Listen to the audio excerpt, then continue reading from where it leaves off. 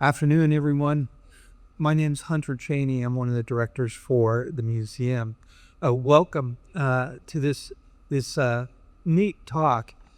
When Josh first came to us with the subject matter, I started to do a little research. I had really no a knowledge of Cold War time in Massachusetts. And as I started to dig in, and particularly as I started to ask our docents a little bit about this, I come to find just how deeply involved we were, the state and the educational institutions in the Cold War, particularly around MIT, in the Lincoln Lab, which my wife spent some time there. And they did some extraordinary research and work on radar systems. And as I'm digging further and further, now I'm starting to realize all of these sites around the state and how they were involved in this particular time. So it's an honor and privilege to have you come speak of this subject. So please, Josh Shanley, please. Thanks everyone for being here. This is quite a turnout. It's an amazing venue, and I feel like I've already been doing the presentation for an hour before we even started. So what you're looking at here are a bunch of just miscellaneous slides, photos from my research, and then the book came out in April of this year, and I've continued to visit these places. So it just continues. So some of the photos I've taken, some are old, original archive photos, but I've gotten into a lot of these places now to continue to visit. If I'll put it in a pitch now, and I'll remind you at the end, but I got a new book coming out in January. And once that's out, I'm going to switch over, put out a newsletter that's going to cover a lot of fire, flood, and Cold War history in Massachusetts. So if you're interested in that, please add your email to the list. I'll be sending out a newsletter and doing some YouTube videos on that as well. Let me switch over here. So the book covers a lot of the story, basically reading up from the early days of the Cold War, and it's very focused on the role of Massachusetts. But the talk is more or less a tour of the physical infrastructure. And as I said, I've gotten around to several of these places. When I say several, I've gotten around to probably about 16 different sites. So I visited them. But I wanted to just take you on a tour. We have an hour. I'll keep an eye on the clock. This is without a doubt the most experienced, educated group that I've talked to. So I'm outside my element here. Usually, I'm talking to people that are just finding this stuff interesting. In this case, you guys have all experienced this. I've just done the research and the homework and put it all together. So thank you for your service. And what I want to encourage you to do is, if you have questions or if you have something to add or offer as we go around the different sites, please. I'm interested in learning from you as much as I hope you're interested in learning from me. So I wanted to start out with Westover. So Westover, I'm finding out now through declassified documents that were declassified in 2017 about exactly what was going on in Westover. It was instrumental early on during the Berlin airlift, but really what I found particularly interesting from these sites is the role Westover played during the Cuban Missile Crisis. Westover was the site where film was being processed. At that point in the early 60s, when they were doing those high-level flyovers, the buildings at Westover were specifically designed to process film.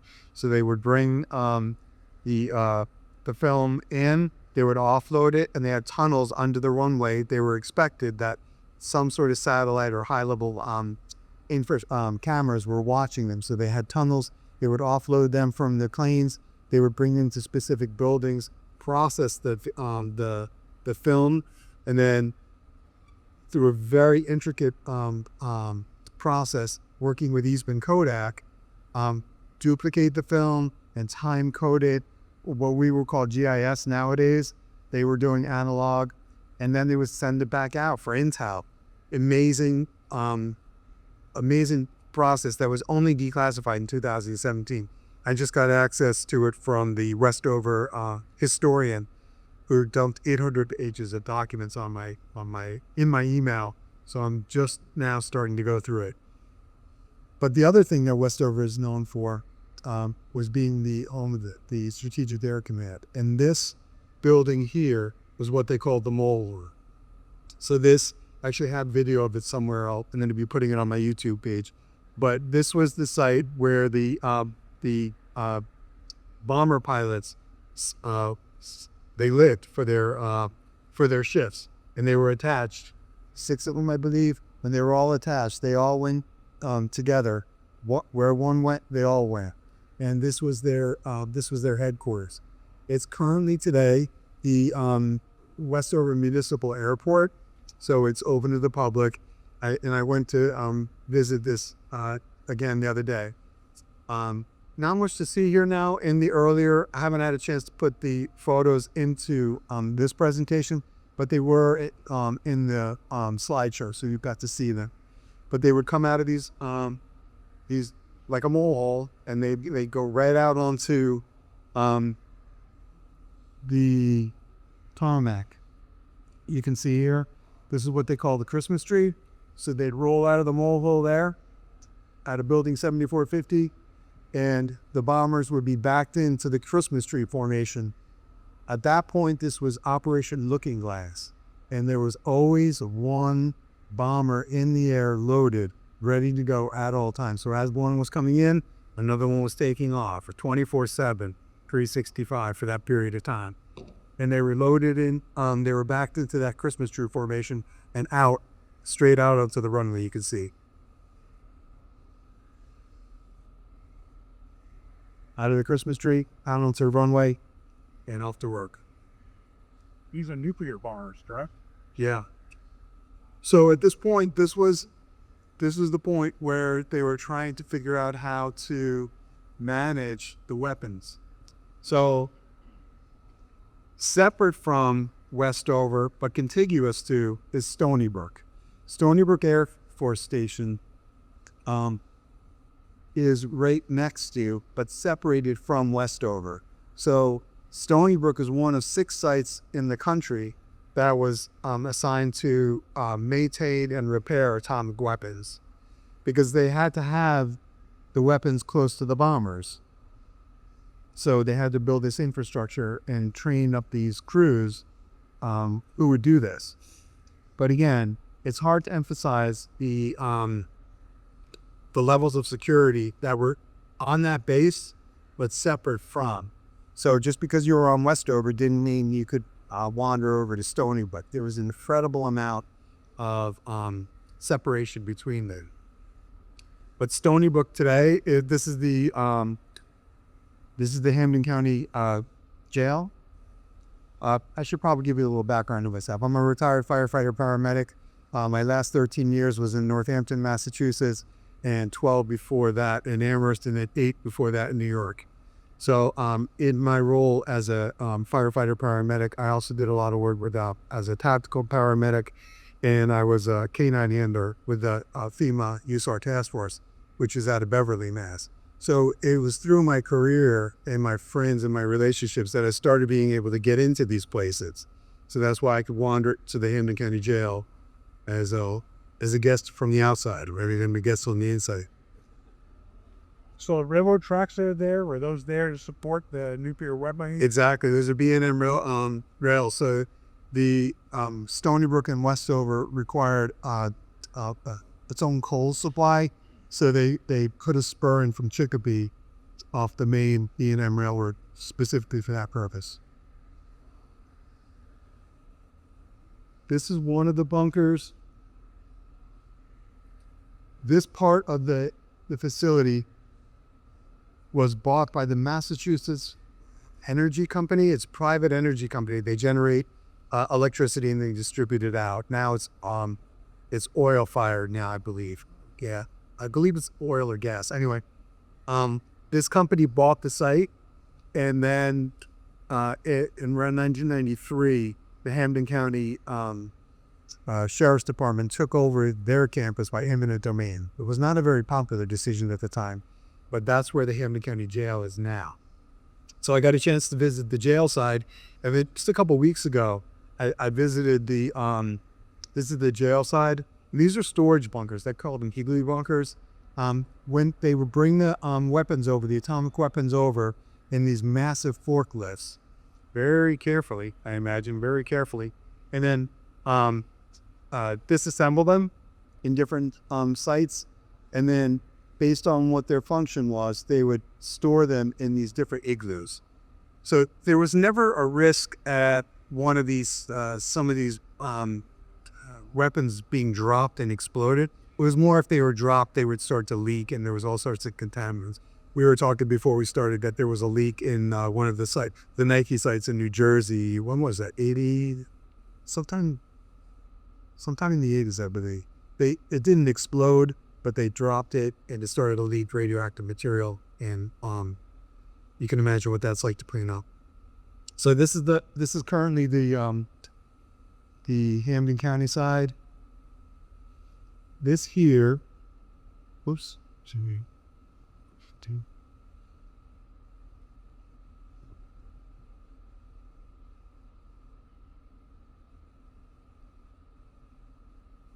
this is the energy side. So you can see the oil tanks there, and you can see the railroad tracks.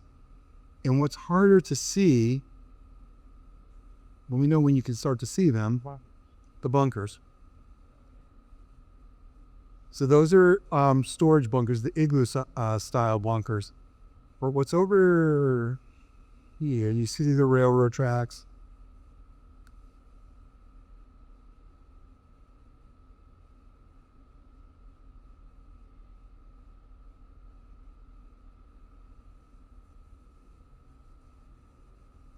All of this site over here was part of the Stone to Brook infrastructure. More bunkers.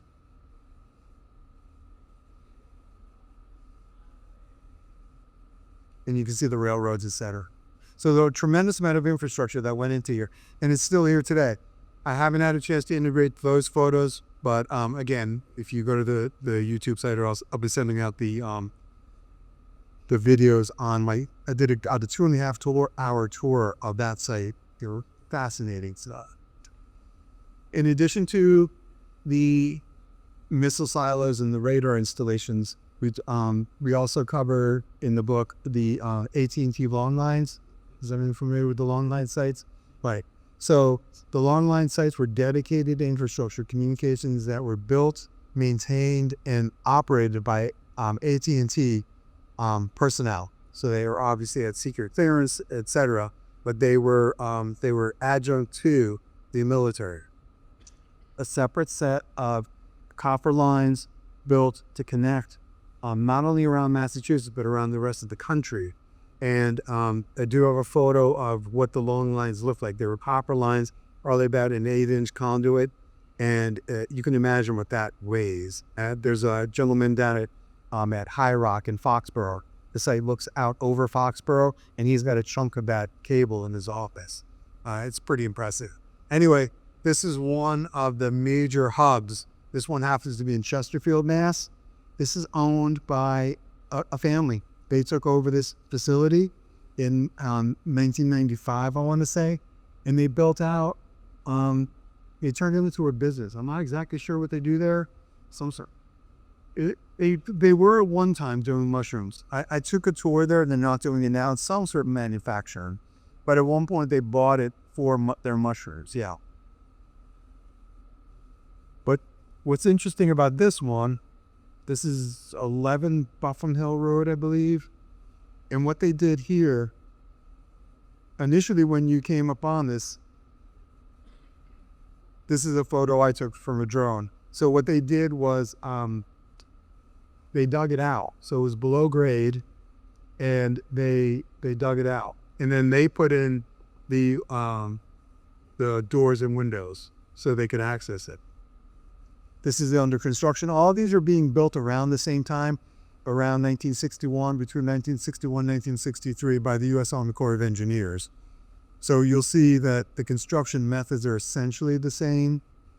They basically dig down, build the infrastructure, and then cover it back up.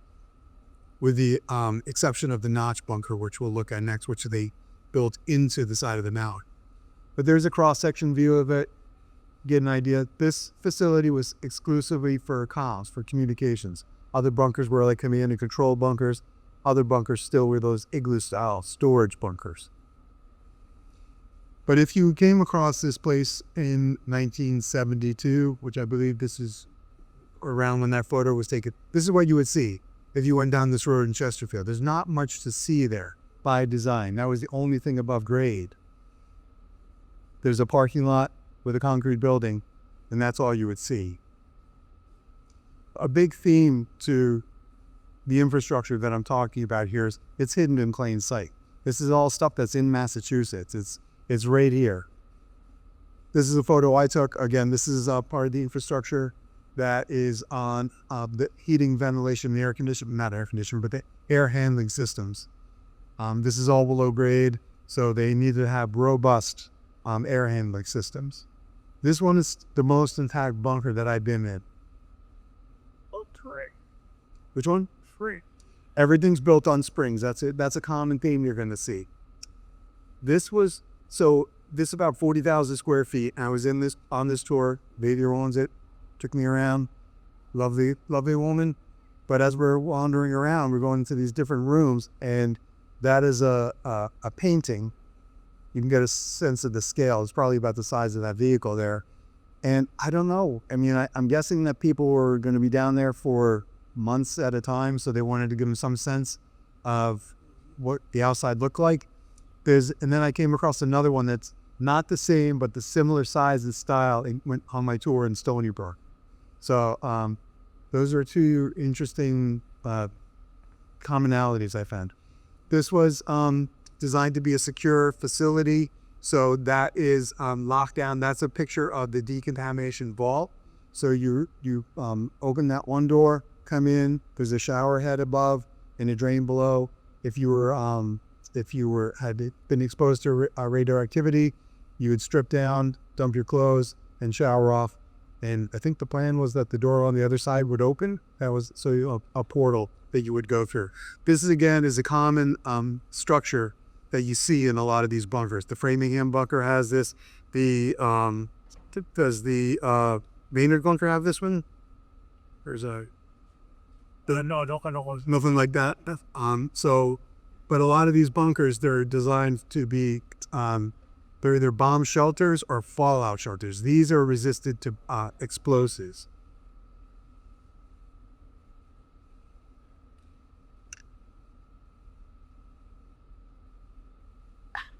So from Chesterfield, there's a large series of gap sites. So these were radar installations. When they were building these in the 50s and 60s, they needed line of sight. So they were running into places because of the hills where the radar wouldn't penetrate. So they needed to build these smaller radar sites. So this is one that just happens to be in New Salem. There are dozens of these. I visited this one just a few weeks ago. This is what I do now currently. Drive down these sketchy roads and walk around these places. These are Mark Foster's photos.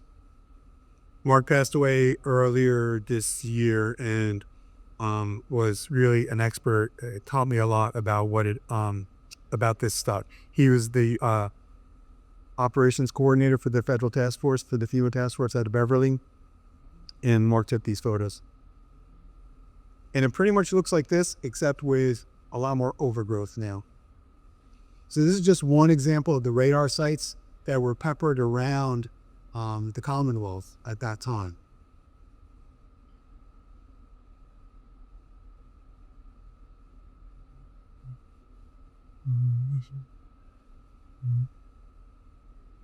This way, connection. Yeah, 1 second.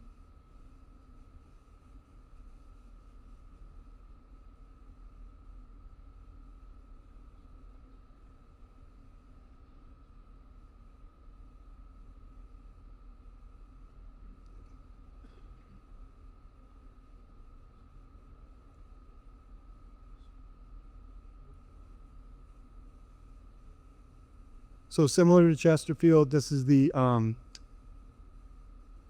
AT&T bunker, the Long Lines bunker in Peru, Mass. Again, essentially the middle of nowhere. These are photos that Mark Foster took on a visit there. You can see the common infrastructure now. Again, this is a communications bunker. It's probably about 40,000 square feet. This is currently in service as an AT&T cell tower now. Most of these sites that were involved in this at this time were either they've either been destroyed, backfilled, and there's nothing to see. They've been repurposed, like this particular one is now as an AT&T cell tower, or they've been modernized and are still in service to some degree. The Framingham bunker, where the Massachusetts Emergency Management Agency is a good example. It was built in '63. We'll go there next.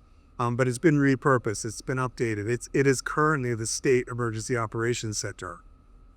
But you see a lot of common themes here. This one had been renovated.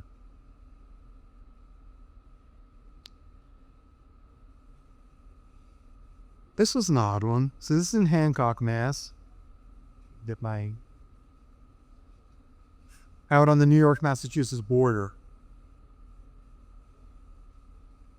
This was built by the town of Hancock Emergency Management Director.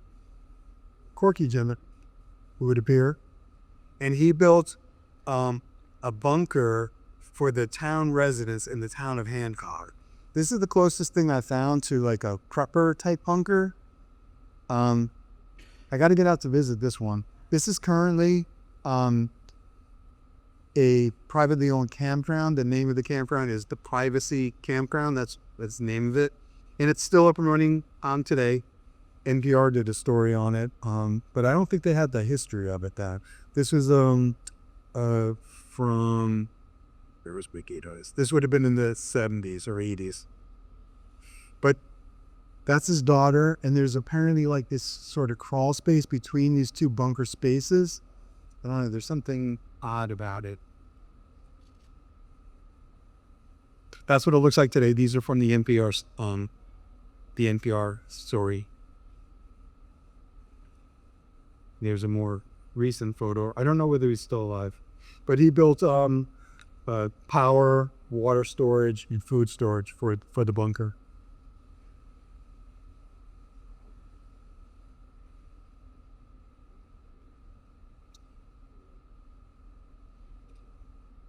Not having a great internet connection, I apologize. Definitely. So Yankee Row was the third atomic power plant in the country. It had lasted the longest. It was recently taken out of service, recently in the late 90s, I believe.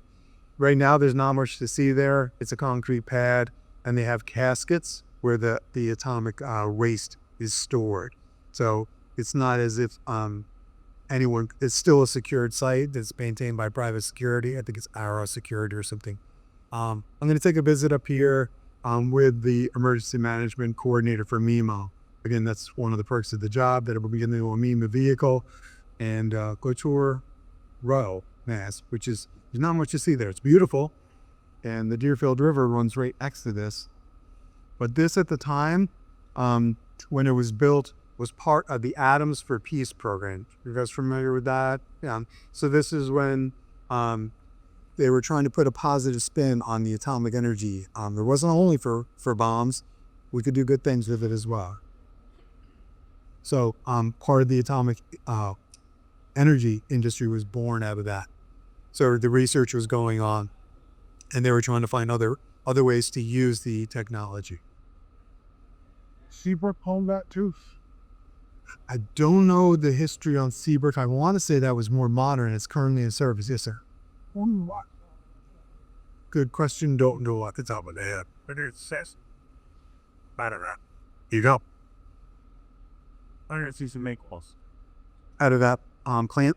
Seabrook's popped over. Right. I did this same presentation in Greenfield, Mass. a few months ago, and a gentleman who worked at the Row plant talked to me about it. He was an engineer, so interesting. So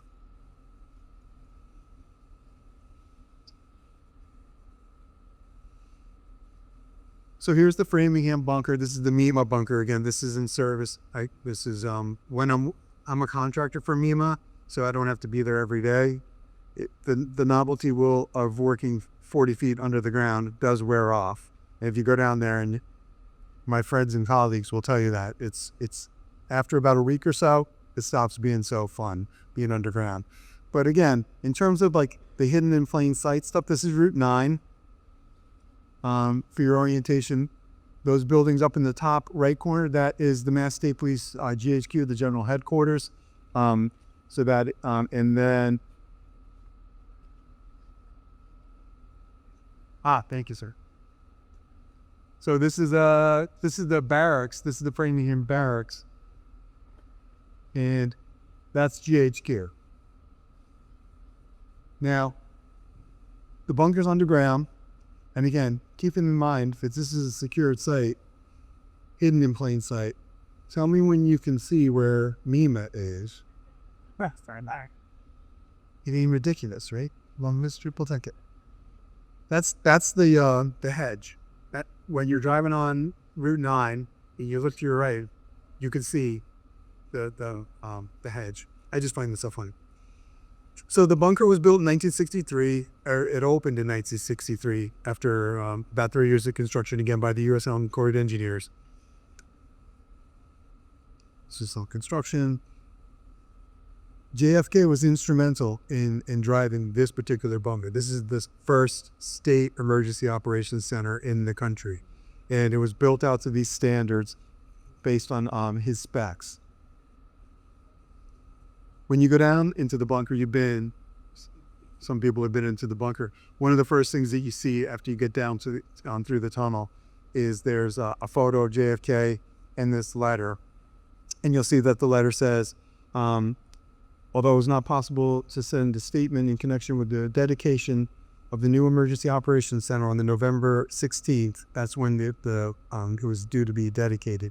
The president was happy to inscribe a photograph for the center and sent herewith. If you notice the date, November 22, 1963.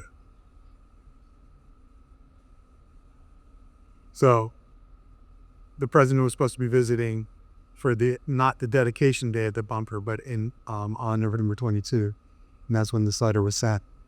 Unfortunately, he was in Dallas, assassinated. Pretty powerful. This is the floor plan of the bunker. Nowadays, the rooms have been reconfigured, but there's obviously only so much you can do in terms of expanding the space. This is a photo of the current ops center at MEMA headquarters.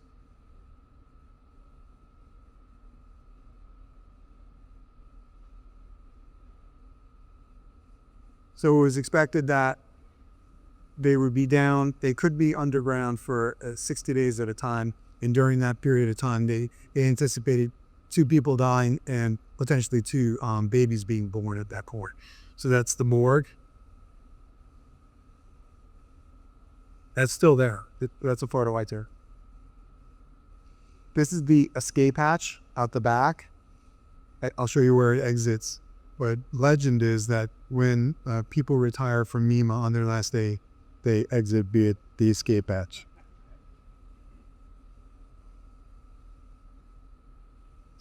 This is actually, this photo is not properly placed. This is not Framingham, but this is the Natick site. So this was the Emergency Operations Center for the state prior to Framingham. This site was in Natick. If you know where the National Guard site is on Speen Street, that's this site here. That's it in the background. The history of the State Emergency Operations Center is interesting. It was in Boston, then it moved out to Newton, then it moved out to Natick, and then it moved out to Framingham. And as the technology kept developing, the bombs were getting bigger. They're like, maybe we don't want to be in Boston. Maybe we don't want to be in Newton. So until they got to Framingham and went 40 feet underground, that's where it's been since. That's a photo from the dedication in 1963. And there's the dedication program, which I actually have.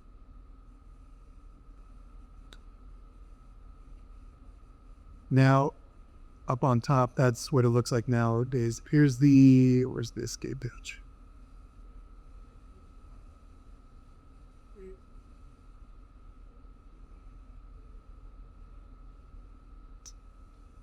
Yeah, the escape hatch is right in there. And that's the main entrance here. Oops.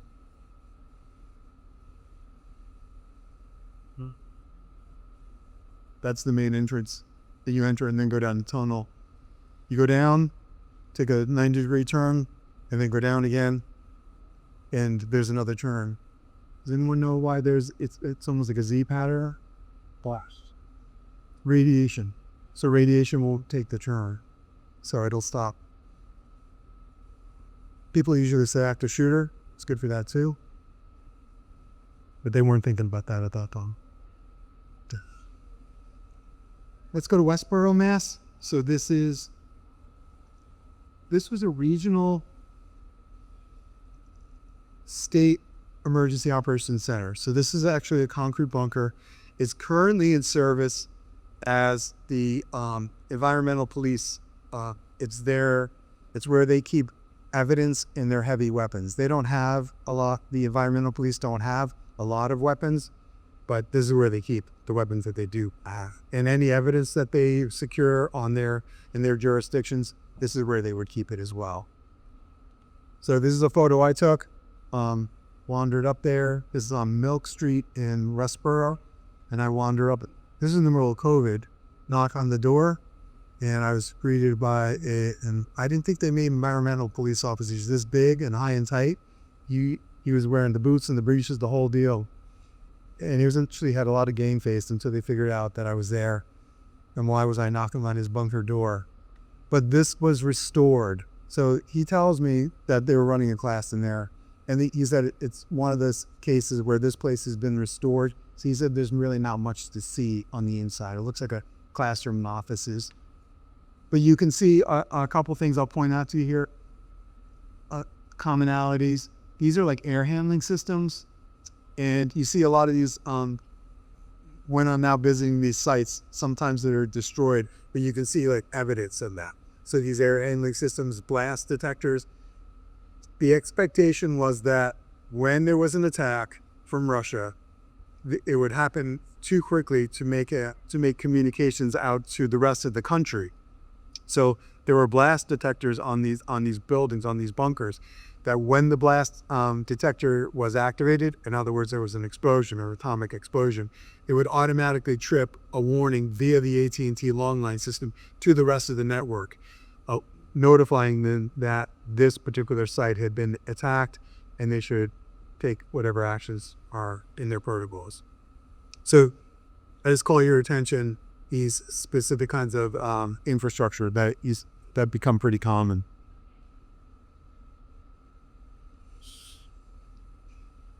Who are we talking about? Operation Alert, right? Operation Alert.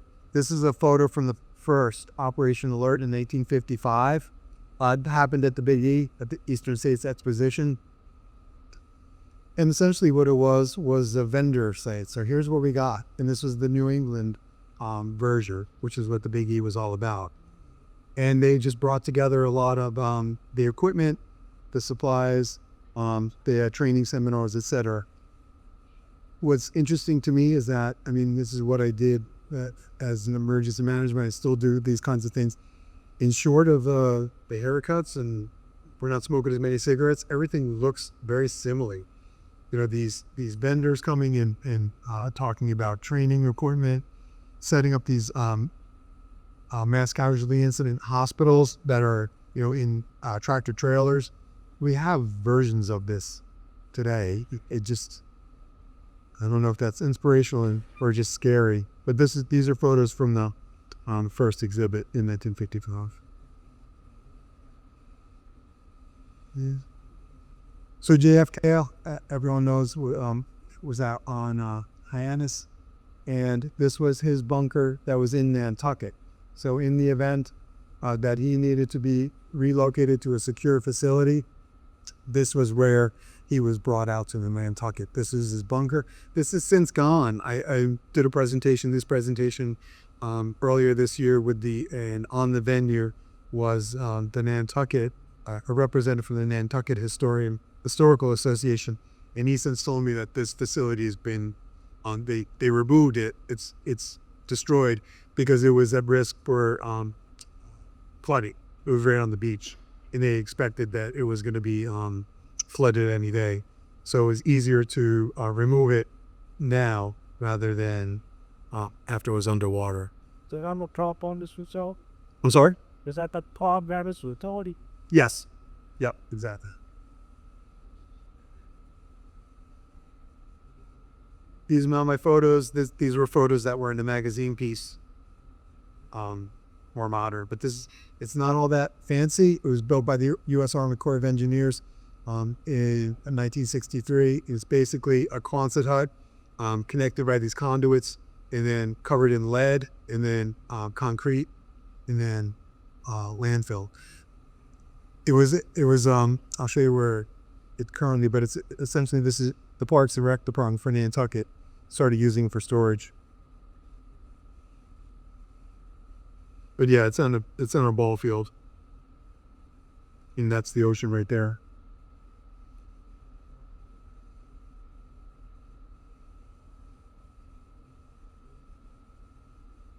So from there we go to Maynard to the FEMA bunker.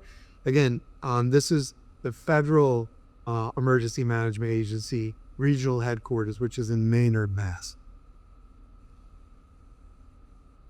This is a photo circa, I want to say 72 or so.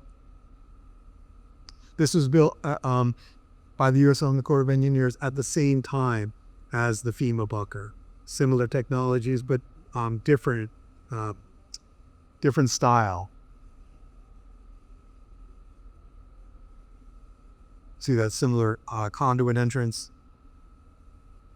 These are not my photos. These are just available online. I take it back. These are Mark Foster's.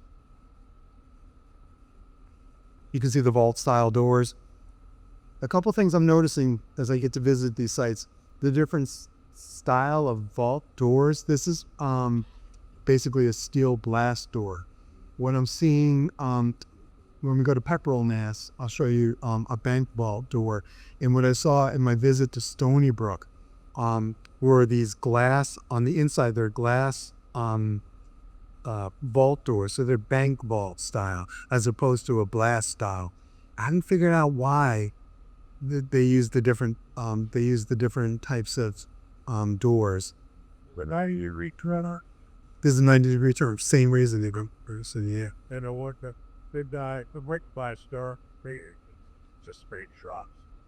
Okay, so similar setup and technology and reason behind that.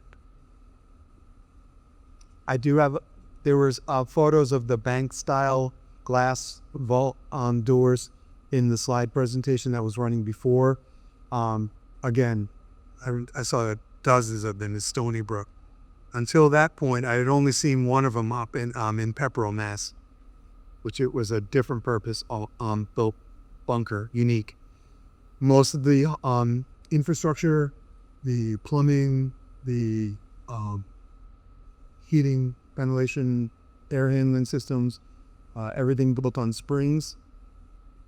So when it is when there's an event, when there's a bomb, it will move. It won't break. The toilets built on springs, I understand they've since been changed over, because I'm guessing that the only thing worse than being underground for 60 days after an atomic attack is being down there with a broken toilet. So they were thinking of everything. This is an old photo of the communications center. So this would have been all AT&T long lines infrastructure. Built, it opened in 1968.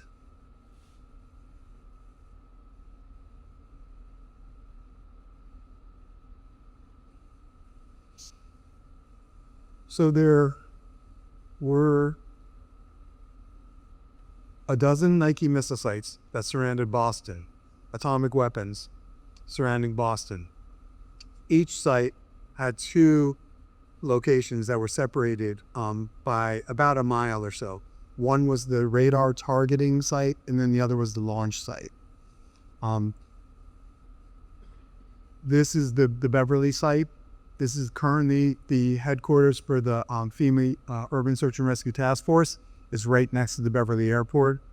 He then was attached to this unit from 99 to around 2002.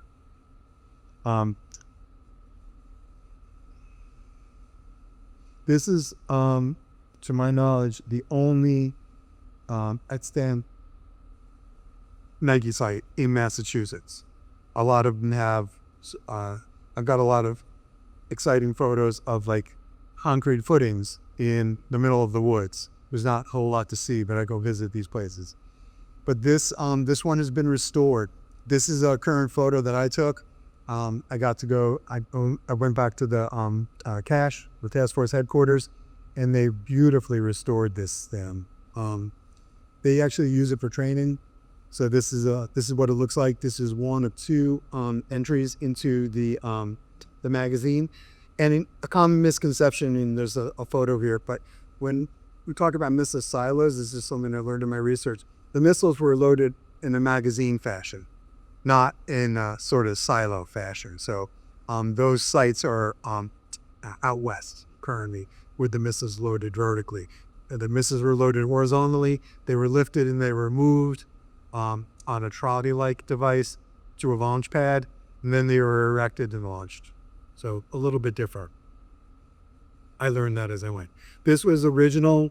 There was an interesting story. I spent quite a bit of time at the National Guard Museum, the Massachusetts National Guard Museum, the story of the transition from regular Army to the Guard when the Guard took these sites over is inspirational.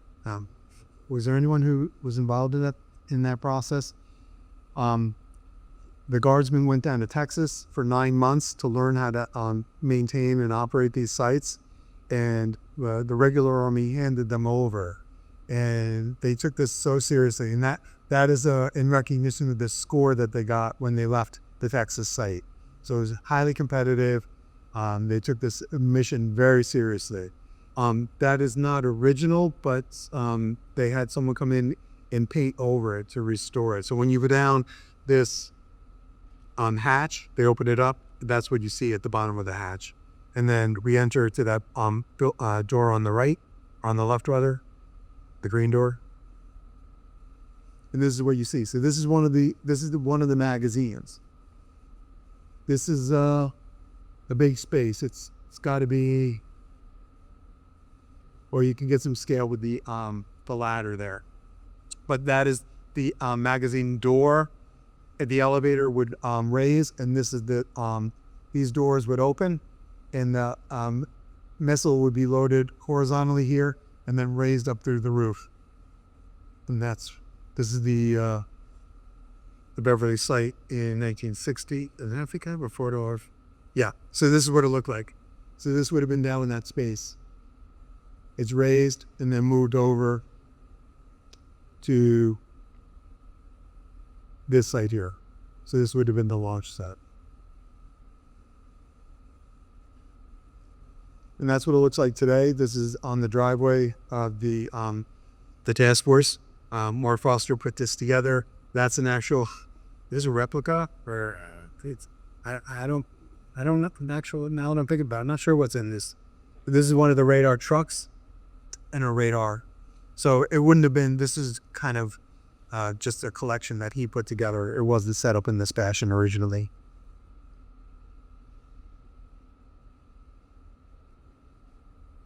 So from Beverly, where we go? Oh, so I mentioned this, we were talking about earlier. Before Maynard, this was the, it's not all that impressive, but this was what the FEMA headquarters, before it was FEMA, it was the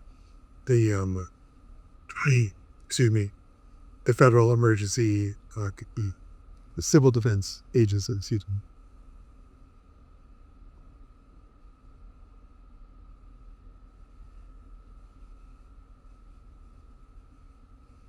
This would have been, so these were these Operation Alert exercises that went on in the 50s. 1955 was the first until they stopped doing it in 62. But these were pretty common.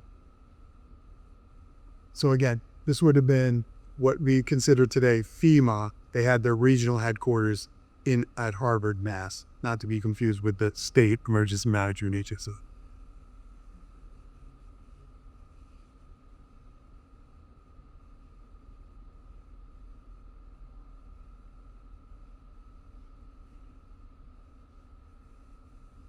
Oh, so here's the Pepperell facility. So this is a unique bunker. Was built by the First National Bank of Boston as the First National Bank of Boston underground record storage. So this was built by the bank system, and they kept their records in cash at this site. This is in Pepperell, Mass.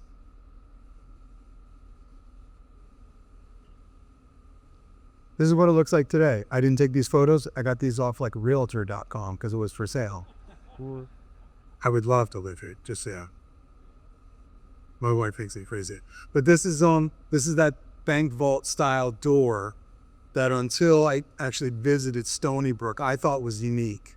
It's beautiful. I mean, it's a work of art, but this one's in great condition. I want to say, just based on my experience in visiting these places, this is probably similar in size to like the Chesterfield bunker or the Foxborough bunker. So it's probably about 30,000 square feet.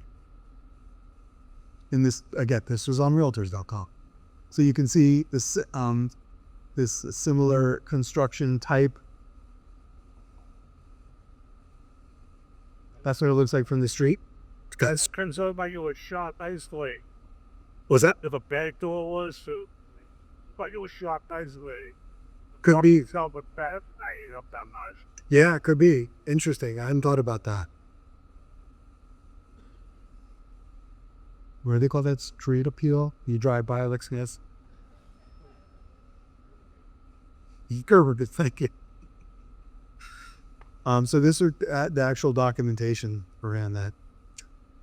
And I just find it funny that, you know, when you drive by, it's just on a nice little street in Pepperell. But the home comes with a property, right? Yeah, that was the deal. That was the deal. Buy the house, get the bunker for free.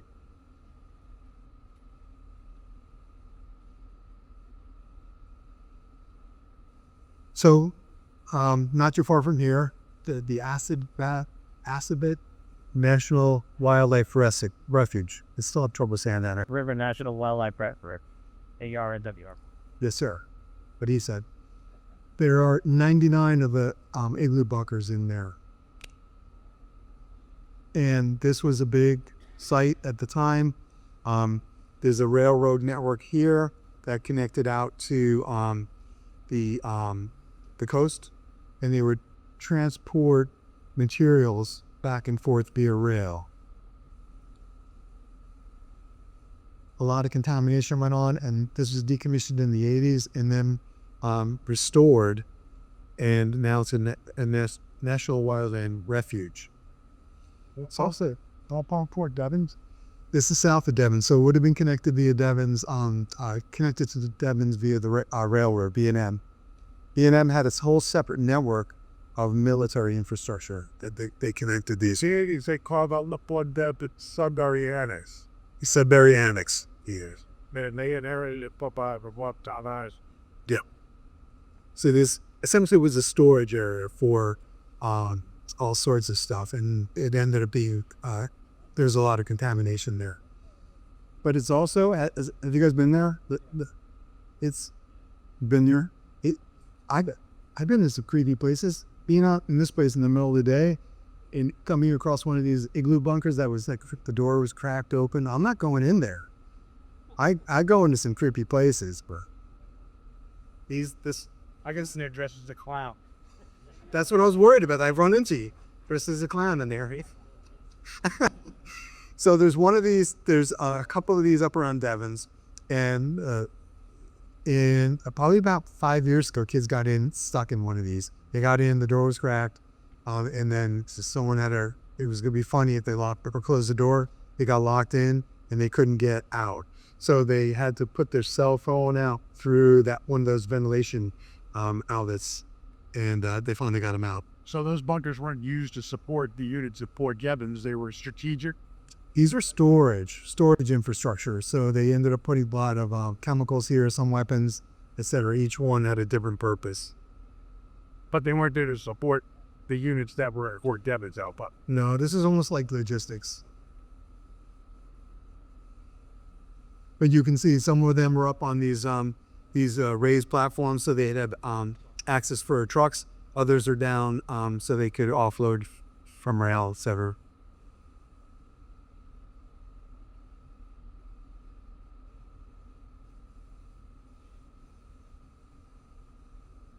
Boston City Hall. People either like it or they hate it. This is that brutalist architecture style. I kind of like the building. I haven't gotten a tour of this one, but I've been in communication with a captain on the Boston Fire Department who maintains a really cool website, Fallout 50. And his thing is going around the Boston region, and he's cataloging fallout shelters, not to be confused with the bomb shelters, but fallout shelters were basically anything below grade in the 60s. It gets into more detail in the book, but long story short, in the 50s, the plan, when Eisenhower was president, the plan was to evacuate all these cities, right? And throughout the 50s, that's why the interstates were built. Everyone was going to be evacuated. I got a plan in my research that says Cambridge is going to evacuate to Greenfield.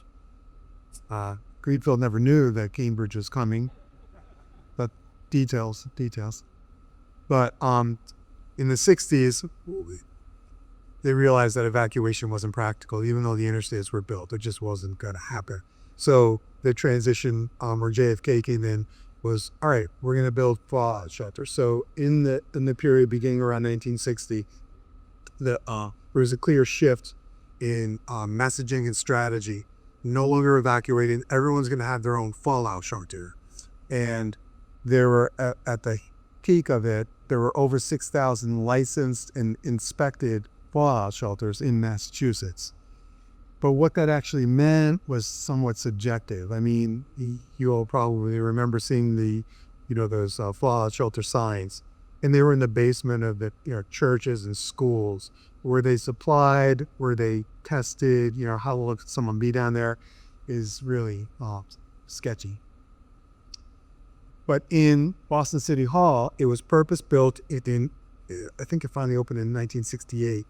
And it was designed to have a fallout shelter for 3,000 people and also be the city's emergency operations center.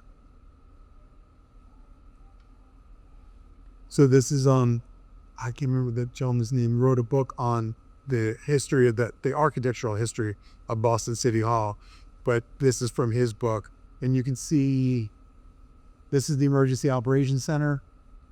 And then these were designed to be shelters for the public.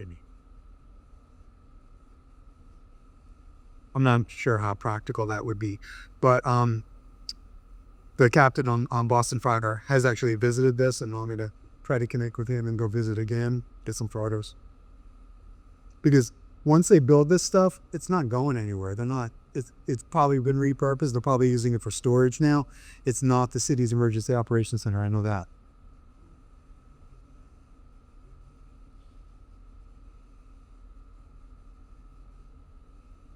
Get a sense of what the EOC was. This is apparently when you first walk, I haven't been in the building, but apparently when you first walk in, this is a hatch that people walk over every day. He took this wire.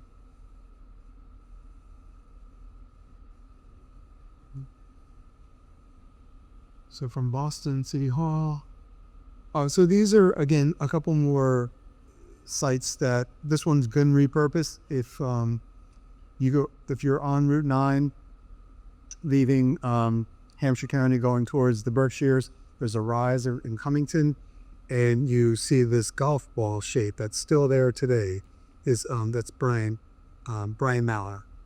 This has been repurposed, And this is currently a site for the FAA, and I believe Space Force also uses this now. And it looks like a similar structure, but I'm sure the technology has been updated.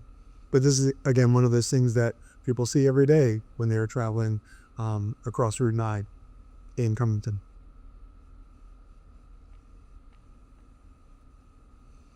Texas Towers. Really interesting set of infrastructure. So this was radar that was built off the coast. Anyone know anything about Texas Towers? So this is radar. Please correct me if I get something wrong or you have some other details that offered. But as there were 5 planned, so Texas Towers 1, 2, 3, 4, and 5, and these were a couple 100 miles, 200 miles, I believe, or 120 miles off the coast. But this is technically in Massachusetts, I suppose.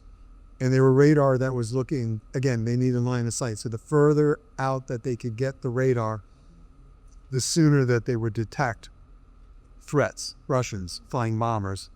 Now at this time, the threat was considered to be coming from the east, right? They were coming over the Atlantic in bombers. In 1949, when the Russians exploded the hydrogen bomb, shortly thereafter they developed bomber that could carry a device that big. And instead of coming over the Atlantic, they were coming up over the Arctic. So the defense line had to shift north, and that was the DEW line, right? That was the DEW line. So everything moved north, and that's when Maine became a big part of the defense. But at this point, when Texas Towers was being built, they were defending to the east across the Atlantic. Things changed pretty quickly. The Air Force had a helicopter wait at Otis. It's a purpose. Yeah, there's a photo of it in the book. There was a tremendous storm, and there were like 80 guys out. Yes, the word down there, low. Yeah, so it actually was sunk. And those guys very Gotta keep down here, really supported that. incredible story. I mean, for days they were trapped out there, and they had to do this harrowing rescue where they're on helicopters.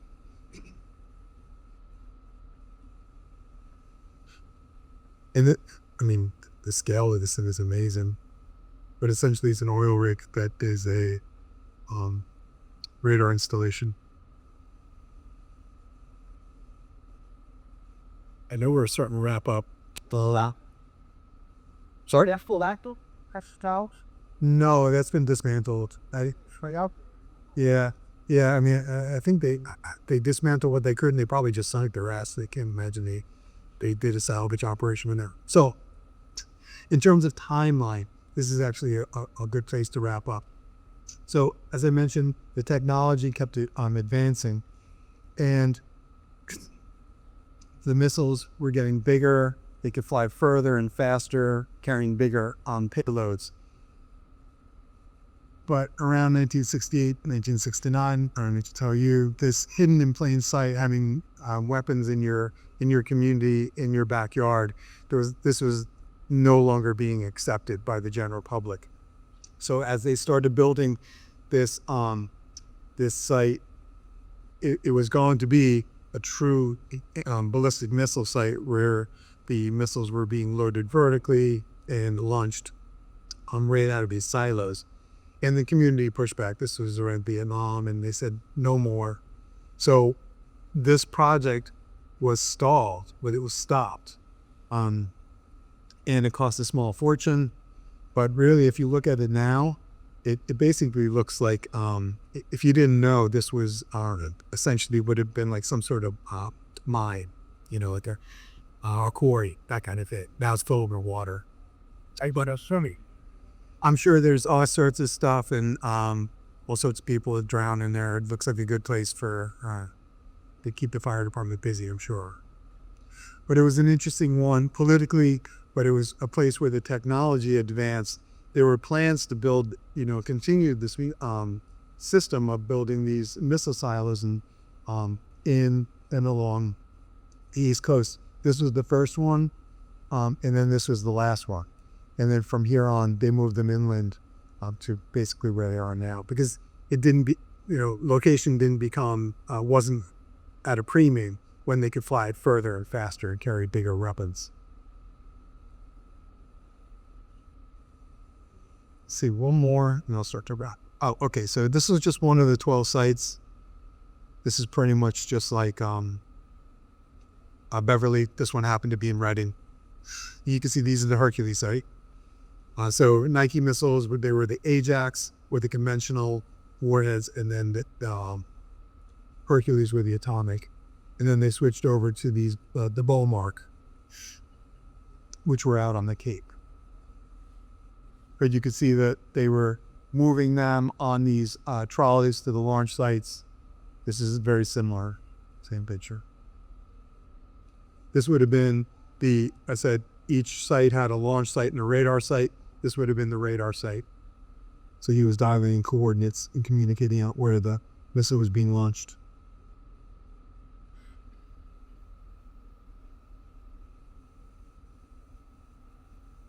That was one of the radar installations.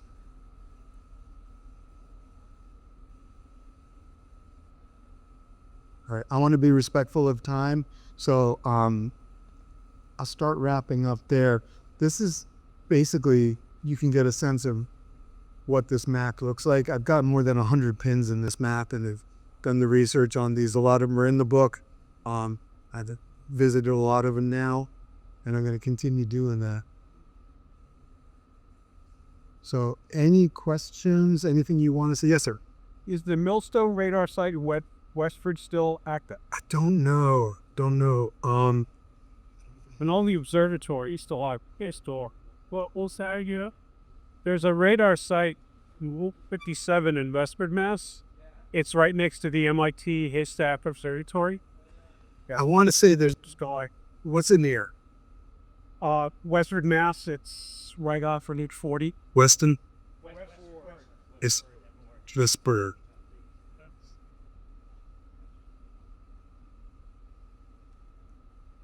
You do Haystack Observatory, Eugene. I want to say there's something there. I'll definitely find it on the map. I'm not as familiar with that one.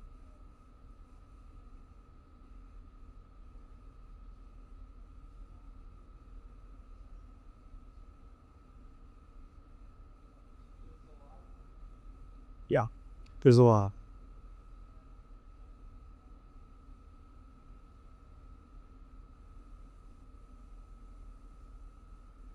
I don't know, sir. But we can look afterwards. Let's go visit. We'll go visit. They love when you do that. Yes, sir. His messages is unique among the Eastern Seaboard and make all very safe. Yeah. I don't know. My understanding is that New England New York have similar structures, especially around the Nikes. There's one. I live in East Windsor, Connecticut, and there's an old Nike base about 1.5 miles from my home. It was covered over, and they put the church on top of it. Listen, I can't thank you enough. For those of you who served, thank you for your service. And thanks for coming out today. Really appreciate the support. This has been the best session I've had so far. So thank you very much. Patient.